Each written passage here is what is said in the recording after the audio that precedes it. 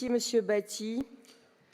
Il y a 10 ans, le 13 novembre 2015, la région était touchée en son cœur par des attentats d'une rare sauvagerie. Rappelez-vous, c'était le temps de la campagne électorale régionale et nous avions été plusieurs à suspendre notre campagne pour respecter ce moment de deuil. Ces attentats n'étaient hélas que la triste redite des attentats de janvier 2015 contre la rédaction de Charlie, contre l'hypercachère de Vincennes, contre la policière municipale Clarissa Jean-Philippe. Et nous connaîtrions bientôt le pire à nouveau avec l'attentat islamiste dont fut victime Samuel Paty en 2020. Alors oui, j'ai toujours considéré que la sécurité de la région était aussi de notre responsabilité. C'est la raison pour laquelle, avec mon vice-président chargé de la sécurité et de l'aide aux victimes, Frédéric Pechnard, nous avons créé le bouclier de sécurité pour aider les communes à bénéficier de la vidéoprotection et équiper leur police municipale. 816 communes de tous bords politiques nous disent aujourd'hui merci. Et elles sont écœurées du coup politicien qu'a cru faire la gauche communiste et verte en attaquant en justice cette mesure. Parce que l'école n'est plus un sanctuaire, nous avons consacré plus de 200 millions d'euros pour sécuriser les lycées publics et privés.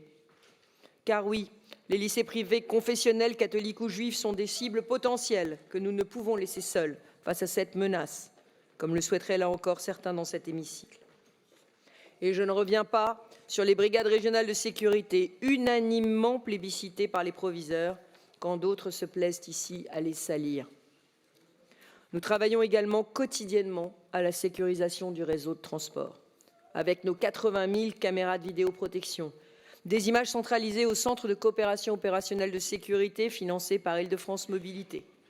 Plus de 3 000 agents déployés sur l'ensemble du réseau, 4 000 d'ici 2028 et bien sûr, notre brigade régionale des transports.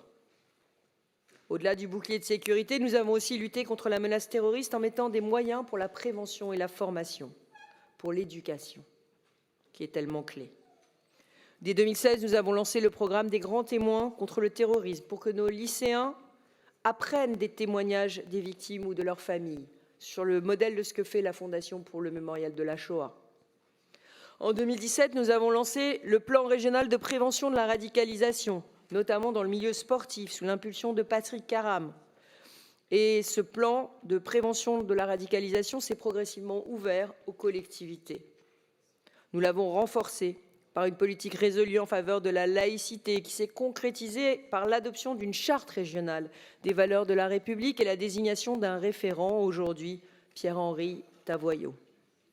Alors cette année, à l'occasion du 10e anniversaire de ces tragiques attentats, nous avons décidé de faire de la laïcité la grande cause régionale.